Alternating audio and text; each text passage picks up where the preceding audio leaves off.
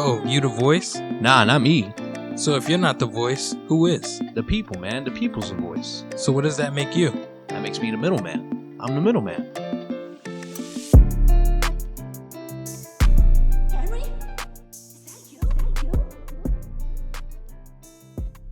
Hello, everyone, and welcome back to the Middleman Podcast. I am the man in the middle, Kevin Martinez, and today I'm joined by my good friend, Nick Miller. What's up, man? Welcome to the Middleman Podcast, bro. Hell yeah, thanks for having me. No doubt, bro. Welcome to your first podcast. You know, I've always talked about giving someone their first podcast is always a pleasure, you know, because, I don't know, it's like, why? Why do you want to come on a podcast? You know what I mean? That to me, it's like everyone wants to come on a podcast, but there's always a right fit for a podcast. So I'm happy that you chose the Middleman Podcast, nonetheless, as your first podcast, you know? So, and then from here, you know, could you mark this as like the beginning of your media journey in a sense? You know? 100%. Okay. For sure. Yeah. Cool. Mm-hmm. So I'm going to just keep that in mind. Yeah. You know, and it's like we are creating this and we are doing this. So as I said, welcome to the Middleman Podcast. We got my man Nick Miller here. What's up? One Kind Soul, my good friend. You are a musician. You know, we're just gonna dive right into it. But you know, I think before we do that, we should get to know who you are. Yeah. All right. Well, yeah, born and raised in Dalton, Pennsylvania, right up the road here.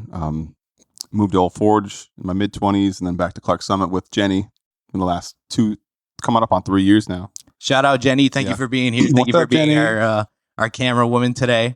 Mike, I hope you're enjoying your concert. Yeah, and growing up, life was just all about sports, baseball, football, basketball, getting into high school age, and then really just focused on baseball after that. Played some college ball, but nothing noteworthy, so to speak. And music kind of it started probably around 14. It just was always side by side with every sport, and started meeting with Eric and Tyler and them. And like we honestly can't pinpoint when it started, but it always I don't remember life before. You know what I'm saying? So it's like you mentioned Eric and Tyler. I don't believe I know Eric, but I do know Tyler. Correct? I think so. Yeah. Eric Ayton, he's the other guitar player. Okay. Tyler Crawford's the drummer. Oh, Tyler Crawford. I'm sorry, I don't know Tyler Crawford. He's the director at Montage. Okay. Very tall man. And he works with you in just like making music, or you guys just collaborate? Yeah, we've been in a band since I think we were 15. We had a ska band in 9th grade called Sweeter Than Lemons. And yeah, pretty ridiculous. But we had Jesse Morvan, who you also know, trumpet, Mike Jenkins, Zach Travis, another buddy. And we didn't realize the talent we had then, because Zach Travis was first in state. Jesse was first in state on trumpet, and Mike was second in state on trumpet. So we had literally like an all-star lineup of people. It was pretty wild times, and then ska kind of faded out a little bit, and then we'd switch to acoustics, as we still play today. But so who is collectively a part of One Kind Soul?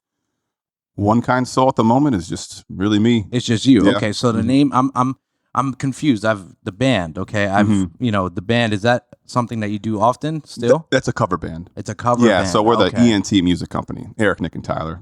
Very creative. I like that. Yeah, very creative. But no, we're the cover band, and then One Kind Soul is just what I'm doing, my own little project right now. Okay, got it. And they help out. Like Tyler helps out, and Eric, they help with some lyrics here and there and stuff like that. But so you've been creating music since you were 14 at a very young age. And, you know, I was looking on your social media, and I was looking at, you know, you had the liberty and showed people your studio. Your studio looks really, really cool. That's the old Forge house. That's the old Forge that no longer exists. But my new house now, once we get some of the other house projects done, it's honestly been like the busiest summer of our entire lives. There's 100 weddings. People are having babies left and right. It's like we've had one weekend since the honeymoon. It's the last that 3 type months. of year, man. Yeah, it's been wild. Year. But there will be a new man cave at the new house. So, well, I like the man cave that you had previously. Shout out to the alien. If you know the alien, you know the alien. The alien is super dope. It's iconic. But also, I was looking through your studio, and you have a number of instruments, bro. Like a number of guitars, bro. Like, how many do you actually have? I think at this point, 5. I have my first guitar was a Les Paul Custom, like just your starter. You get the guitar and a little amp for like $300, something like that. And then I have a Les Paul Custom, the black and gold one. That's my baby, but I don't really play electric anymore. So unfortunately, they do kind of sit. Oh. But I just recently got a PRS, and being lefty, it's harder to get. Describe a PRS. I'm Paul Reed Smith. So it's honestly, I don't even know how to explain. It's not like my Epiphone bodies. They're like the real heavy guitars. This looks more like a Fender, so to speak. Sorry about that. Let me turn my sound off. Yeah. What I love about the PRS is, though, the fretboard, instead of just the simple dots, it has eagles. So it's a very sleek looking guitar. So you got a little bit away from the electric guitar. Why is that? I honestly won't be able to pinpoint that. Me and Eric and Tyler, we just somewhere junior, senior year, we just started doing acoustic stuff. Tyler plays the cajon. For people who don't know, it's Mexican for box. So it's literally just a box. But yeah, we just been doing that for the last 12, 13 years. Okay, so like talk to me about it's 12, 13 years, right? From the beginning of your journey to now, what are some memorable moments, some accolades that you gained along the way that you could really just recall? Because it sounds like you've been on this journey for quite some time. You and I had a conversation off camera about something, and I'm talking about the phone call that we had the other day, not too long ago. Like, I've been doing this for so long, something's got to break, So, and I was like, yeah, but eventually, we're doing so many small changes here and there that, it's going to break. So that's the journey that I'm talking about. 12, 13 years, bro. Like, come on, hit me with some memorable moments, some notable moments. I mean, probably my favorite show to date. Not many people know what it is, but it's the What Else You Got Festival. Okay. It was one of our, I forget his name, a good musician in the community had passed away. So we put together this huge little festival. Like thousands of people were there, and we were one of the highlight bands coming up. But we played Wine Fest at Montage, like big events like that. Mm-hmm. But I mean, just the camaraderie between me, Eric, and Tyler. Like we laugh nonstop every time we're playing. There's just we always make it fun. No matter, back in the day, we would do Friday, Saturday, Sunday gigs. Sometimes 2 gigs a day. We were all single back then, so we had the time. Yeah. But we would get burned out, but we just always keep each other happy and just make sure it's always fun. And if it's not fun, we take a break. Where was the furthest that you've traveled out for like a venue? Not too far. Probably Towanda, a couple hours, but nothing really out of the state yet. But that's awesome, man. Mm-hmm. Good for you. So with your brothers from 12, 13 years, still making music, still jamming. Now you're doing your a solo project. Mm-hmm. You're going off on your own. What inspired that change, or is that something that you've always wanted to do? And why are you doing it now? What made you want to go after it? It was always in the back of my mind. And we, in the beginning of our era, we have one CD out. I don't know if we still have a copy of that CD somewhere, but my parents have it or someone has it. But we had 6 songs we wrote all ourselves, and we just never grew up from that. We just went back to the covers, and that was all we had.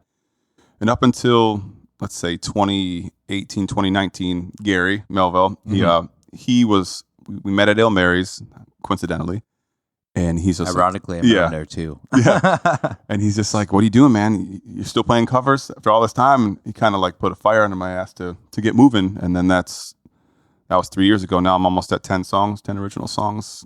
Only 2 have been recorded so far, but we're just still in that slow process of trying to get song after song done. So when you're writing, so that was like, okay, so 3 years ago, you said that was 3 years ago. Yeah, or maybe 4 at this point, 2019. Yeah. That's good, man. I'm happy that Mr. Melville kicked you in the ass and said that to you and put a fire under you, because at the same time, I remember having a conversation with him. Shout out you, Monk. Shout out. What's up? What's up, man? Shout out Party Poets. You're definitely doing your thing there. But before we get into that, in my off season, I was like not really posting much. It was an off season. I didn't think I had content to post. Nonetheless, he's like, dude, what are you doing? I'm like, what do you mean? He's like, you're not posting shit. And I'm like, okay. He's like, there's other podcasters doing what you like, just posting more. And he's like, you can reuse your content. He's like, reuse all 50 episodes that you already did and put content out. And so what we did is, that was the birth of Middleman Mondays, by the way. So Middleman Mondays now has developed into a reel from the video, from the actual conversation. But what it was before was just like, B-roll that you got royalty-free videos and, the audio and then text over it. And it was a really good time, So with that being, and we actually got some pretty substantial views from it. Some of them blew up for like no reason. I'm like, oh, that's tough, So I'm happy he suggested that and put the fire into my ass, because you need that every now and then, Yeah. as long as you're not overstepping, because I think sometimes some people could try to be too inspirational and overstep. You feel me? Mm-hmm. I got you. Right? Yeah, Gary's going to tell you exactly how it is, no matter what, and you're going to get the full question, the full answer from front to back, whether you like it or not. But he's genuine. He's honest. So 3 years ago, 10 songs now, 2 fully recorded. Where are you recording, or are most of your projects self-made by yourself? Like, you are your producer, your engineer, and the guy obviously creating the music. The one and only Jesse Morgan. I met his place recently. Lately, yeah. So the last 2, I started Let Me Out, which by the way is on Spotify. I started that 3 years ago in Old Forge with the cool studio you're talking about. And with James Barrett's engineer. His name's Jake Checkaway. He moved back up to Boston, though. So we started that song, and it was during COVID, so it was a tough time to figure everything out. And that took about, honestly, like a year and a half to finish that song. But we almost had it done, and then he moved away. And then Jesse's the man, so I'm just like, hey, man, like I knew he had a spot. And then we finished the song up there, and then he's my guy. He's engineer, producer, everything. That's fantastic, man. That's fantastic. Let Me Out it's a really, really fun song. I think you and I met actually rekindled, because we've always passed each other in the streets. If you live in Scranton, you tend to see some faces time to time. But at work, it was a work exchange. You know what I mean? And that's when you were like, hey man, yeah, check out my songs. And I was like, bet. And I was on a rooftop doing what I do. And I was listening to it, and I was like, okay, yeah, let me give you some feedback. And I did give you feedback, Yeah. So Let Me Out, to me, it's a really upbeat tempo song. You can real dance to it. And bro, you got this, like, I hope this isn't disrespectful. Okay. I hope this isn't, you got this like Nickelback voice to you. You know what I mean? Where it's like raspy, but like the right kind of raspy, but also you can go low with your octaves. I got you. Yeah. And Nickelback is not a disrespect. Okay. People, everyone says they hate Nickelback, but when you ask them why, they don't have an answer. Nickelback is a global band. Like I might lose all my credibility here with everyone, but like we talk about all the time. Like people are Nickelback fans. Their songs come on, you could sing every word. Like it's a stigmatism against them, and I have no idea why. So in no way or shape or form is that an insult. Okay, perfect. Yeah, we're good. We're cool. Yeah, so that's what I get from you, man. That's the type of vibe, that's the type of voice you have, and it's really, really good. And like, so Let Me Out. Talk to me about that song, because I hear the chorus, let me out before I fall inside and fade away. So it's basically, that's a panic attack happening. You step outside, everything's all great and everything's good. Then all of a sudden it hits you, starts sinking, and just want someone to let you out and like to help you out. But one of my favorite lines in that song is sometimes smiles are disguise. Yes. So that was one of those iconic lines that I caught as well. Like that's everything right there. You never really know what someone's thinking. They could be in a good mood at a party with you, and deep down in between their ears, it's kind of chaotic. So that's basically what that song, and then the chorus about the sun, like the clouds and all that stuff, like it all kind of ties together like that. It's a great way to put it, bro. All the madness in between the ears. Between the ears, man. Yeah, in between the ears. I like that. Chester Bennington, he said that in one of his interviews. He's just like, when it's quiet, when the show's over, when I'm at home, in between these ears, it's like it's a nightmare. Fuck. And you would never know that shit with him, but fuck. Yeah. Pretty heavy. That is some heavy stuff, man. Yeah. That is some pretty heavy stuff, because it's some real shit, though. It is a real shit. I have this tattooed on me: sleep in a dream, walk in a nightmare. Yeah. How ass backwards is that? Like that means that when I'm asleep, I'm having the best time of my life. And it's because we have the imagination, and if you could really grasp your dreams and go anywhere, sometimes my dreams are so vivid that I'm like, shit, did that really happen? Yeah. You know what I mean? So I've had dreams that still stick with me 10 years later. It's pretty wild stuff. Recurring dreams. That's one of those interesting topics, man. We've been there, man. We've been there before. Crazy shit, bro. Yeah. Crazy shit. But as we were saying, so Let Me Out, smiles are disguised. You just said it was like a panic attack. So let me ask you, this is very personal. Yeah. Is it something that has happened to you, and you can speak firsthand about it, and that's why you wanted to 100%. Okay. Oh yeah. Yeah, I mean, my buddies know sometimes I've been heading to parties and I'm just like, guys, I gotta go. Just like, I'm not gonna bring you guys down with my mood. So I'm not a Debbie Downer. If I'm having a bad time, I'm not gonna ruin anyone's party. Like, yeah, I just kind of peace out. And I've controlled them a lot better in the last like 5 years. But in my early to mid 20s, I was also a train wreck at the time. Like that's when I left Eric and Tyler, the cover band. I was gone for like 2 years and stuff like that. If we want to dive deep into that. Of course, yeah. Yeah, honestly, because I didn't know about that. Like right now you're telling me about this cover band and I'm like, oh shit, I knew nothing about that. Dive into it, bro. Yeah, Highlight so it. only my closest friends know this, but like in my early 20s, it was just alcohol. And the devil had a hold of me and I was gone. I didn't want to go out. I would just go up to my parents' garage where I had our studio at the time. Mm-hmm. And I would just go up there every night and I would write songs and never remember them in the morning. And I wouldn't play with the guys anymore. I didn't go out. And I was just a ghost. I just disappeared from everyone. It was about 2 years during that period. I worked at MCR Productions with John Phillips for a couple years there. But as soon as I was done, bottle popped and I was just getting drunk every day. Damn. Yeah, it was pretty tough. And I have one post on my Instagram where Chester Bennington cover, coincidentally, and Tyler Crawford hit me back up after I posted it. And he's like, I think it's time to get the band back together. When I was like starting to level out a little bit, I think I was 24. I just moved to Old Forge. And then I just kind of got my head above water and the team pulled me out. So yeah, that sounds fantastic. May I ask what made you guys kind of like take a little bit of a pause in between? All me. Oh, okay. Just me. I was just gone. Just always drunk. I didn't want to do anything. I'd come up with excuses for every reason not. Literally, one of my excuses, and Eric does know this, and Tyler, they were playing at McGrath's, and I lived in Dalton, which is a minute up the hill. And they're like, "Yo, come on down, just play a gig with us." And I was like, "Dude, I just restrung my guitar. My strings are gonna slide out. I can't risk it." That was my legit excuse, and they will back that up too. Oh, I just so I would come up with bullshit like that. Yeah. I was a real like piece of shit for a while, not morally, but just to myself. Yeah, like, I literally would just be in the garage every day after work, just drinking. Damn, man. I mean, the part that stuck out to me was that you would write songs and not even remember them. You know what I mean? I'm sure I've written at least 20 songs that could have been something and just disappeared overnight. I mean, maybe it was necessary that way too. I don't know, man. That's very raw of you, and I appreciate you telling us that that was something that happened, and they pulled you out, and now you guys are back together, and now you guys are still doing your shows all the time. Yeah, we play. It's a little different now, but she could attest to this, that we've been the busiest summer of all time. If it's not a wedding, it's a gig. It's every single weekend, nonstop. May I ask you this? Why has the thought ever come across for you guys to, come together as a complete band and instead of doing covers, create your own music? Because it sounds like you guys are all artists, right?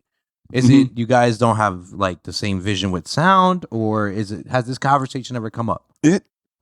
A couple of years ago, it would come up more often, but we started this new band. It's called Mega Band, and it started as a complete joke. But so it's me, Eric, and Tyler, and then we would poach Jesse for a gig, or our buddy Tyler, and we sit with Marty Monahan at the wedding with the horrible flood. But we literally just get the best guitar players we can fucking find, and then they just add another element to our band. So it's intriguing now with having all that talent. Like, why aren't we writing? Like, what are we doing? Like, I'm writing my stuff, but it's more like mellow songs. It's not. Mm-hmm. But we are extremely talented. I'll speak for them too. Like, they're extremely talented people, especially Jesse and them. Like, we easily could, if we sat down for one weekend, started writing a song. I'm sure we could kick out bangers left and right, but it's just a time thing. It's just hard to get everyone together as you get older. Yes. It's tough, man. I've heard that before, is that, as we grow older, it's harder to get people back together. But damn, man, I think that would be something really, really cool. I mean, especially since the three of you are, consistently together. Am I wrong to say that? Yeah, it's mainly me, Eric, and Tyler, yeah. And Eric, what do they play again, each night? Eric and I play acoustics and sing, and Tyler's the cajon master, and he sings. We do 3-part harmonies. I got to see a cajon. It's right? it's hard. It's just literally like box, and it's got like your snare on the top, and then the bass on the bottom. So like, that's sick. It's pretty wild, and he is hands down the best cajon player I know. And it seems like not a tough instrument, but if you come see us play, you'll know exactly what I mean. There's a lot of unique instruments out there. That's one of them that I've never heard of. And obviously, I would hope that he's extremely talented in it, because those odd end, instruments. Mm-hmm. There's so many people who don't do that. That don't play those instruments. So shout out to you guys. And I don't know, man. I think you guys should try to make something happen there. Why not, man? Why not? I don't think there's a problem with you chasing your dream and also being a part of a collective group team, dream. Yeah. I mean, it's the time thing, but still, there's no reason why we can't. Yeah. There's just excuses at that point, but. I got you. So let's go back to One Kind Soul. All right. First of all, that is a very nice name. And I feel like that's your message. Am I wrong to say that? Yeah. No, absolutely right. The name came to me driving in a van one day, just One Kind Soul. So then quick on Instagram, got the title, got all my email and all that stuff ready. And it's just, I don't know. It's hard for me to speak for myself, but you could ask people around me, I guess. But I'm generally a very nice person. I'm your neighborhood friend, so to speak. And I always want to see the best in people. Like I don't really care about myself too much. I just rather lift anyone around me in any situation up. That's kind of my gig. Friendly neighborhood Spider-Man. Yeah, pretty much. Yeah. No, I like people being happy, man. I always will be your number one fan if you're trying to succeed in something. So it's just who I am, really. Just try to be genuine to everyone. If you're nice to me, I'll be twice as nice back. Mm-hmm. Pretty much like that. But it's good to live a life like that, man. Especially if it's reciprocating and they're giving it back to you. You know, I always say I have a lot of faith in humanity, and you're one of those reasons. That's why we have faith in humanity. And I also have faith in humanity. We see all the horrible shit, but it's just 1%. That's all it really is. The 1% can be horrific, but it is just the 1%. Like people are still good, Can I ask you? So you're writing these songs, right? And I want to go back to "Let Me Out," okay?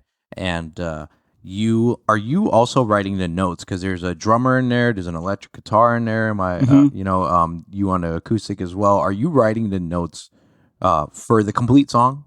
So.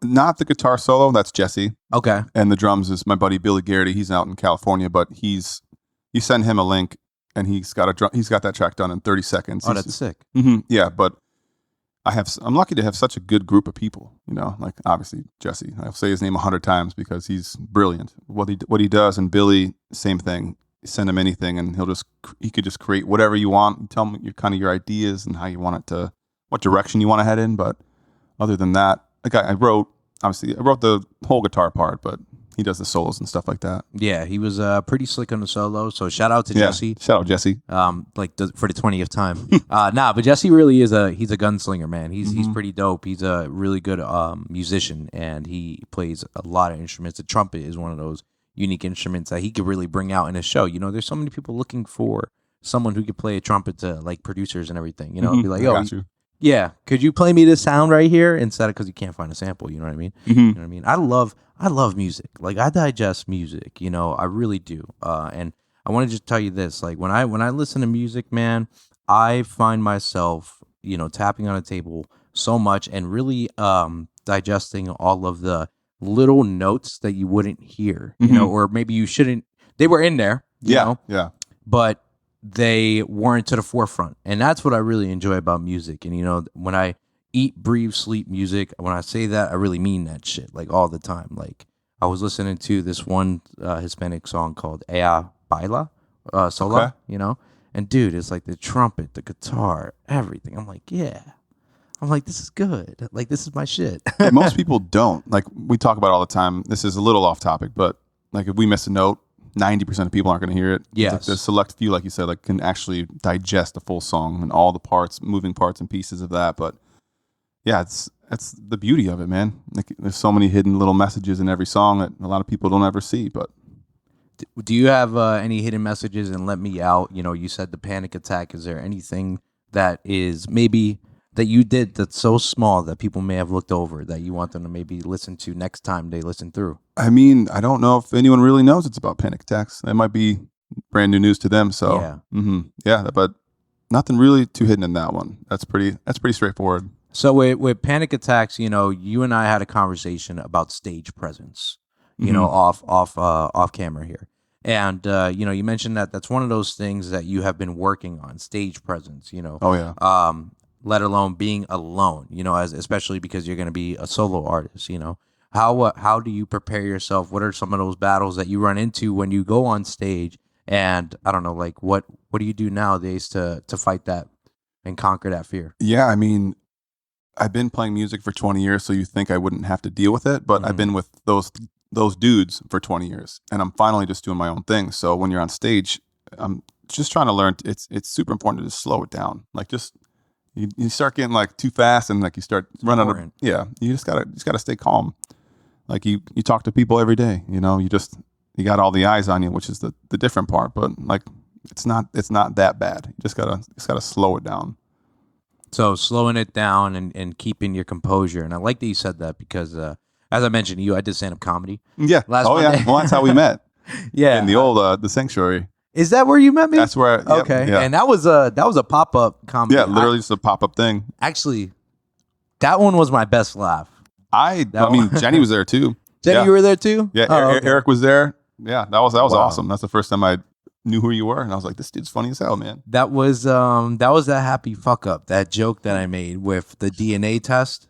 Yeah. You know, the DNA test. If you've seen a bit, you know it. Long story short, I met my father at a DNA center in Brooklyn, and turns out I'm the father. You know, so but I did stand-up comedy, and you know, I found myself speeding up. It was only 10 minutes, and like I guess you don't realize how long 10 minutes is until you're up there. Very long time, man.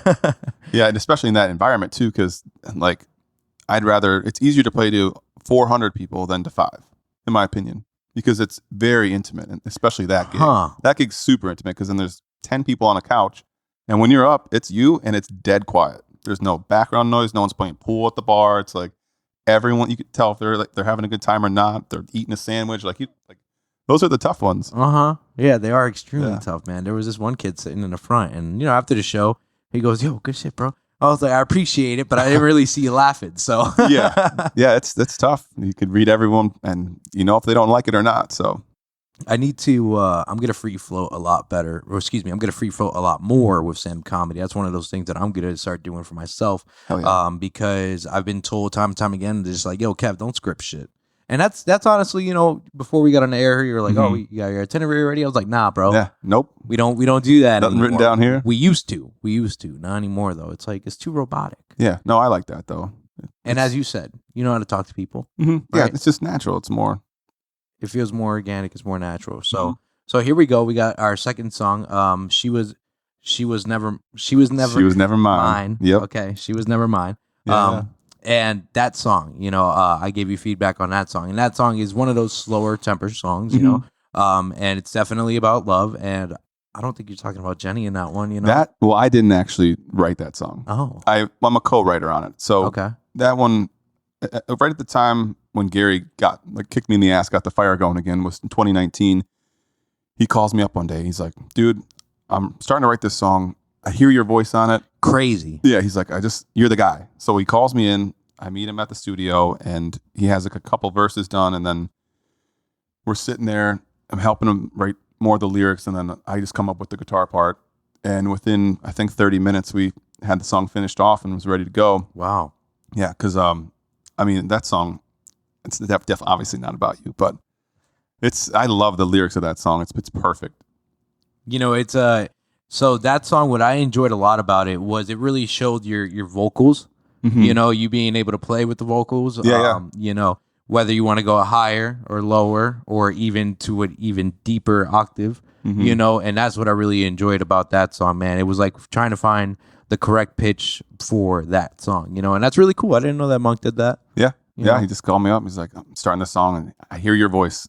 And he's starting to sing now, doing his thing, as you know, but yes, at that time, I don't think he really was. So, but yeah, I'm very pumped about that song. That's a good fun song, man. Which one do you have a preference of which one you love more? I mean, actually, to perform. Let's put it that way. To perform, which one would you rather perform? She Was Never Mine gets way better feedback. Oh, okay. Because it's like people feel that song, you know. It's right in the lyrics. Like this guy's he hasn't texted this girl. He's at the bar and she's with another guy. Like I feel like most of us have been in that situation at some point. Yeah, sure. So we're all just drinking our sorrows away for that point. But yeah, that one people react to better. Because Let Me Out, if you don't know the lyrics and I'm playing it acoustic, which is even way more interesting because it's a full band song. So when I do it acoustic, it's harder to pull off. But they don't, like I said, I think this is the first time people will realize that is about panic attacks, that song. So just to keep in a clear head and just know that tomorrow's a different day. It's brand new. Have a chance to reset it all. So, And so, yeah, that's awesome that they give you more feedback on She Was Never Mine. Yeah, they love that song. So when you're like ripping it up there with the vocals, right? When you're ripping it up there, because dude, that's it takes a lot. As I said, the Nickelback, you got a little bit of a raspiness to you, but then you don't. So when you're doing that, has anyone ever come up to you? Because when I watch people perform, even at the Keystone stage, when I watch people perform, I get a tendency to get goosebumps. When you hear a right note or some shit. Has anyone ever come up to you and personally said that to you? Yeah, and some of my falsetto parts. Wait, hold on. Jen's on her head. Jenny's got something. Could you speak for her? Yeah, please. A little something here. Tune in, camera woman. Is it on? Yeah, as long as the switch is up, you're good. So I guess it's on. When he was playing at the Thirsty Elephant, it was our friend Booney and his brother Michael, and he was up there playing his new song that's not out yet, and it's my favorite. But Booney and his brother go, "Oh my God, I have goosebumps. He's so good. I have goosebumps," and showed me their arms, and they legit had goosebumps. That's awesome, man. That is awesome. Getting that feedback, being able to create that, I'm telling you, bro. It's everything. You're on the right path. You're on the right path. You have to be. Mm-hmm. Am I right? It feels right. Like I wake up every morning and I say it out loud. Like I'm trying to manifest it more, and I'm giving more of an effort. Like Gary and I with the Party Poets, we're doing more and more gigs, and just it feels like something's happening. And me just walking up to you that day at Jushi just to reconnect. Here I am sitting next to you. It's like, you just got to put yourself out there, and it'll give it back sometimes. So, yes. Mm-hmm. So it's very exciting. I tell her every day, I'm like, I don't say if, I say when. When we make it, because you got to get that doubt right out of your head. You got to just go for it. I've heard it before, man. I felt it before. I think I was wrong about it though. It's like I feel like I'm turning a corner. So yeah. So even maybe I did turn the corner, but it wasn't my last turn to make. You know what I mean? Hey, man. Car still got gas in it. We're going. yes, it's going nonstop, man. Always 25/8, no escape. Shout out to the Middleman Podcast. Shout out for you being here. Make sure you like, comment, subscribe. Check out Nick Miller, one kind soul. Check out his music. Follow on Spotify. That's important. Follow the podcast on Spotify. Yes, please do that. I mean, and the reason I say that is because I'm like so close to 100, and I saw that. Yeah, I'm like, come on, we got to get this. We'll break it. We got to get to 100, man. What I want to encourage to you, as a viewer, watching and listening to your music, write yourself a Spotify bio. Mm-hmm. Okay, about the artist. Got you. About the artist, man. I think that a lot of people would enjoy to see that, and it will help you form kind of an identity of yourself. But let Jenny do it. Yeah, she's probably better at articulating that aspect of it. Yeah, don't have yourself do that. I think that would be a really good thing for people to see. That's where people who are going to be going to the podcast, your next podcast, your next media session. Mm-hmm. They're going to go out and they're going to search for that. They're going to search for things. I'd rather her write it too, because compliments are tough for me. I don't like talking about myself. I let people develop their own idea of who I am, like a third party perspective. Like people are like, how good's your band? I'm like, I don't know, come watch us, like you come tell me how good we are. I'm never going to be like, yeah, we're the shit, bro. Like that's not who I am. So it'd be way better. Yeah. If you wrote that in there, it'd be genuine.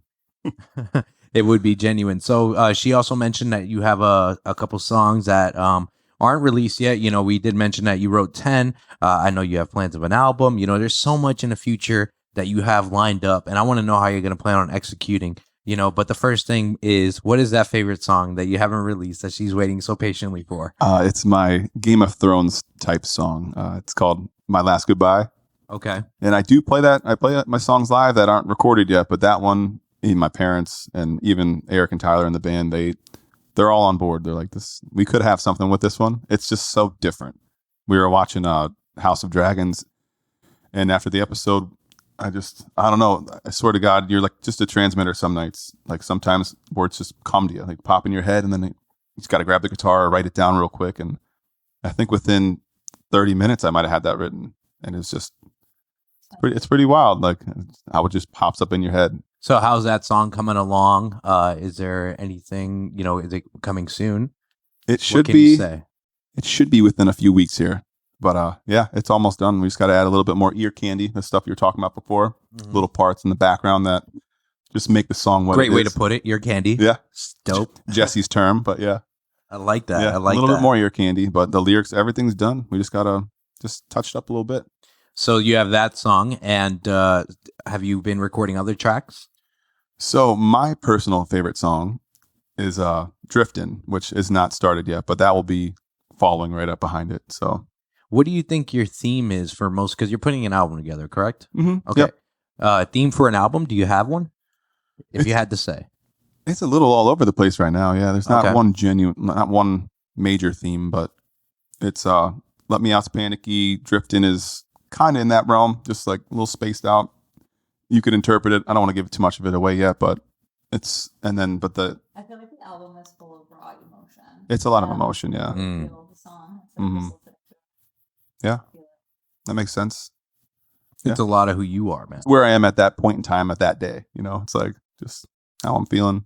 But yeah, very exciting times ahead for sure. That's But, brilliant, man. So Mhm. you're putting that together. You got a lot of time that you need to, organize everything. You've been doing your thing with the Party Poets. You've been doing some shows. Talk to me about the Party Poets.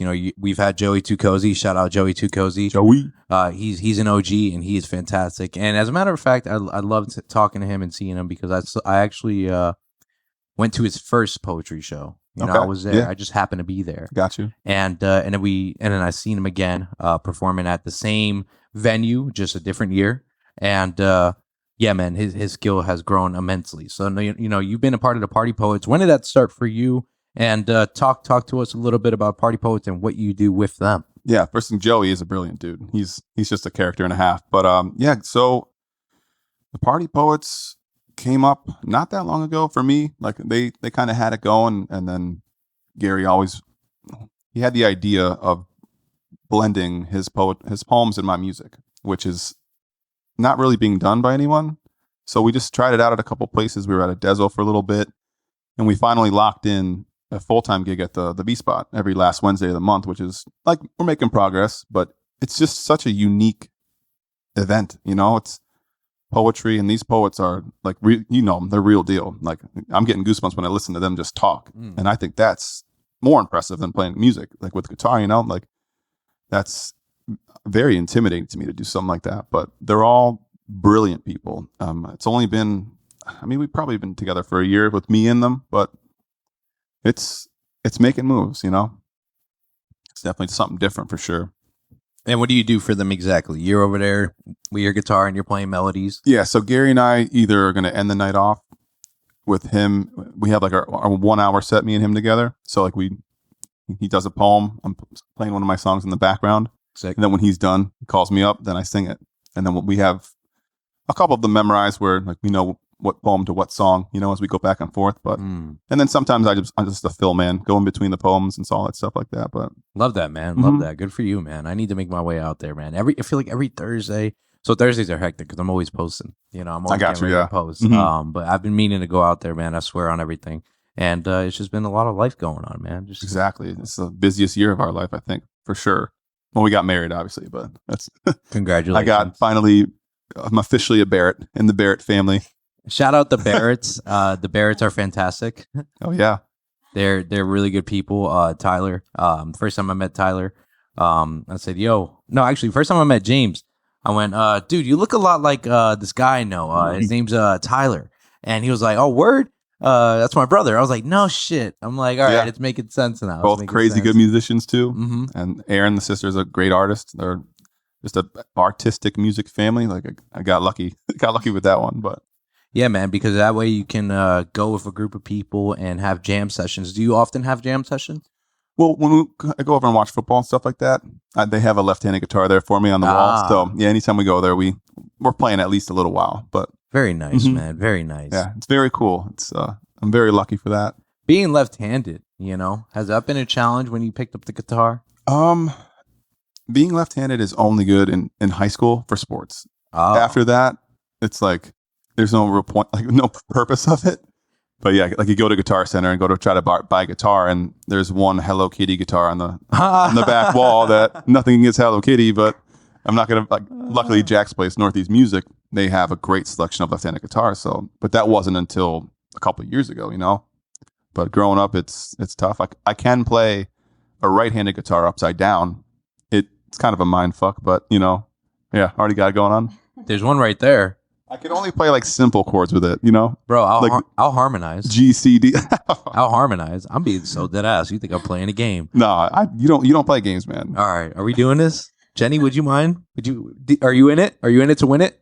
Do you really want me to grab that guitar? Bro, if you're gonna play it upside down, I could play shit, a couple. I probably have a pick in my pocket here. I had someone tune it up Don't. yesterday, actually. Not because you were coming, but he picked it up and he was like, "Yo, this shit's untuned," and I'm like, "Oh, I'm sorry, I don't play." Yeah, so it's 100% upside down, but from like sleeping over at Eric's house and all the guys all the time, like it's just weird. Is that you sure this is in tune? Listen. He was drinking a little bit. I was drinking a little bit. I said it was tuned. It's not bad, not bad. Dude, just rip it right now. Just rip it right now. Okay. I can only play the basic chords like this because your brain doesn't really know what's happening, but you figured it out after 10 years. Dude, do your thing because I'm gonna fill the air right now. All right, Oh we're gonna rock out. I love this. This is fantastic. You know, I've always thank you for being here on a Yeah. Oh, dude, I'm lucky to be here. This is great. I've always wanted someone to play the guitar, and I've interviewed so many musicians, and not a single person would be able to pick it up and play it. And I can't play this one because it's backwards, but you know I could give it my shot for you, bro. He's still working on it, man. So yeah, seriously, thank you for being here because this is like a dream come true. This is like an accolade. So, all right, here we go. Just do your thing, bro. Now everyone watching this is upside down, so just don't judge me at all. My eyes are shut. All right. Yeah. All right. So, welcome to the Middleman Podcast. You know, you might be walking through the forest. You might be seeing the sky. You might be seeing some trees. You might be seeing some water. But understand that's this world. And that's what we do here. You know, we're trying to build this world. We're trying to bring the highlight for other people to come on the show because we are the people's voice. We got Nick Miller over here doing his thing. One kind soul, the realest of them all. Playing the guitar upside down. You have never heard or seen anything like this before. Oh, that was amazing. That felt like... That wasn't bad. That was good. I like that. That could be our intro. Dude, thank you. High five. High five. That was fucking fantastic, bro. That was fucking fantastic. Can you get this thing out of my hand, please? Yeah. Oh, sorry. Man, myth, legend. Yeah. That is a mind fuck doing that because your hand knows what to do, but when all the strings are upside down, it's just I've just done that because I slept over Eric's house a billion times growing up. And if you don't have your guitar, they're all righty. You're only lefty, so you got to do what you got to do, man. You got to do what you got to do. Yep. You know, we were just playing some Guitar Hero Rock Band before we got on the air here. Oh yeah. You flipped it upside down. You know, I'm gonna tell you something about me personally. You know, let's get to know each other personally, bro. Yeah, let's tell some stories now. You know, with the Guitar Hero, I pick up the guitar, I'll play the guitar, and do the plug in the mic and sing the vocals on it. Okay, I got you. I'm a freaking animal, dude. I believe you are. I mean, I took the risk when I played it that's the first time I played that in like at least 10 years. I didn't actually play it.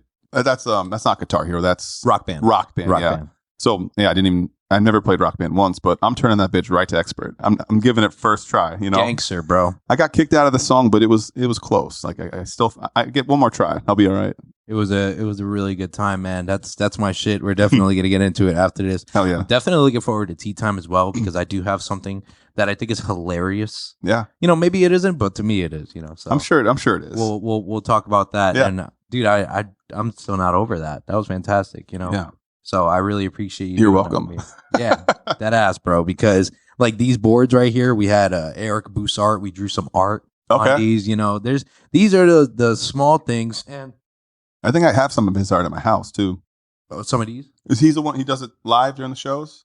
Eric, yeah. Yeah. So I bought one of his. I have it in the basement. It's a sick ass, some kind of woman with her third eye. It's just I don't know. It caught my eye. I had to buy it on the spot. Eric yeah, is he's a gangster, monster, bro. Yeah. He's unbelievable, man. I'm actually gonna get some of his art probably tattooed on me. Oh yeah, that'd be sick. It's super dope, man. I really enjoyed our conversation. But yeah, those are the things that we're trying to do here on the Middleman Podcast to, you know, enlighten the energy and make it different because, you know, I'm gonna just say it. Okay, you and I, we were having a conversation, and it's like, yo, we've been doing stuff for so long. Everyone, you know, I'm doing this for free. This shit's free 99, and that's not a problem. I'm not worried about that at all. But yeah, man, you know, I just like to add those little added features to get people to get excited about the show. Yeah. Like, what are we gonna do here? Yeah. You know, what's gonna be that new, the new little quirky? And honestly, I think of Eric Andre show. Yeah, you know, he was wild. Joe's video. I don't know if we get that crazy, but the bombs going off in here. But yeah, it's just that show was almost cringy at some points. Yeah. But that's how he is. Like that's Eric. He's like a genius because obviously it worked. But he added that to his arsenal, you know, and that's what I'm trying to say is like all these small changes, all these subtle changes. You know, we just did something. We just released a Tea Time exclusive. Tea Time exclusive got a new song now. Can't wait for Tea Time, baby. It's got a new intro, Tea Time exclusive. So now you know it's a Tea Time exclusive. You know, instead of doing Happy Friday, everyone, and welcome back to another episode of the Middleman Podcast. Happy Friday, everyone, and welcome back to you're going to be episode 87, I believe. All right, I'm correct about that. Episode 87 of the Middleman Podcast. On this week, blah blah blah. You know, it's just all these small, subtle changes that I am enjoying doing, bro. Doing the journey, doing the show. You know, and that we're just figuring out along the way, man. Yeah. What have you been doing to like elevate your game? I mean, it's just about being consistent. Okay. I can't, like, I have my guitar in our living room hung on the wall to the right of the TV. So when I'm sitting there, even if I'm trying to be lazy that day, it's calm. Like it's like, hey man, like you need to give me at least an hour a day. And I feel like that if you're consistent enough, like when I sit down and it's quiet and I can just grab the guitar, it's very rare that I can't figure out like a new like chords progression to play or some lyrics that pop through. So you just got to be consistent, and then it'll keep happening, you know. So I'm sorry, I'm gonna go back to your album because I really feel like I'm so excited for this. Yeah, you know, I think everyone should be excited for it. You know, do you even have an album name yet? Absolutely not. Okay, not yet. No, still in the works, but right, it's probably gonna come with the journey of making the songs and feeling. You know, you project. You project. Yeah. Yeah, it's going to be one of those things that just come to me, and it's got to be in the moment, you know. Yeah, so you're going to be. I really want to hear you lay down some tracks. Would you be so kind to invite me to one of these studio sessions? Oh yeah, absolutely. All right. Yeah, he's in Dunmore, so okay, not even far. Yeah, that'd be amazing, man. I want to see you do your thing, live and in color, and definitely just watch this because your first album, that's such a big deal, man. That's such a big deal. And I'm being 30 and trying to get it out. You know, it's just. It's time. You got to do now or never, you know? Yeah. Do you feel like that's a crutch? Do you feel like that's good? 0% crutch. Good, bro. I'm at the best I've ever been. So, you know, fucking primetime TV, right? Yeah, I'm ready to roll. I'm definitely ready to roll at this point. Yeah. Good, man. Good. So why don't we transition into tea time? But before we get off the air and get into tea time, we like to give the floor to the guests. You know, if there's anything that we missed while we were talking, please feel free, you know, a message for the people. This is your time to do it, bro. The floor is yours. All right, brother. Yeah. Again, Nick Miller, aka One Kind Soul. Find me on Instagram at One Kind Soul Music, or if you just want to be my friend, at Nicholas Michael Miller, and then Spotify, One Kind Soul Music. And I have 2 songs out now, but stay tuned because I have a lot of interesting stuff coming out. And that's about it, though. Yeah. All right, I'm really excited to see that, man. I really enjoy you coming to the platform. I really enjoy giving you your first podcast. You know, take my hand if you don't mind. I really appreciate you playing the fuck out of that guitar earlier, upside bro. down guitar. That is like the highlight of the night. Hell yeah. I'm so excited and you know, ready to see you progress, man. I think, you know, pedal to the metal consistency is what if that's what you feel like you're missing, bro, get it. Yeah. Do it. You know what I mean? Just fucking do it. So with that being said, I am the man in the middle, Kevin Martinez. We're going to transition into tea time, not brought to you by, but inspired by Arizona Iced Tea. Thank you all for watching, and we'll catch you later.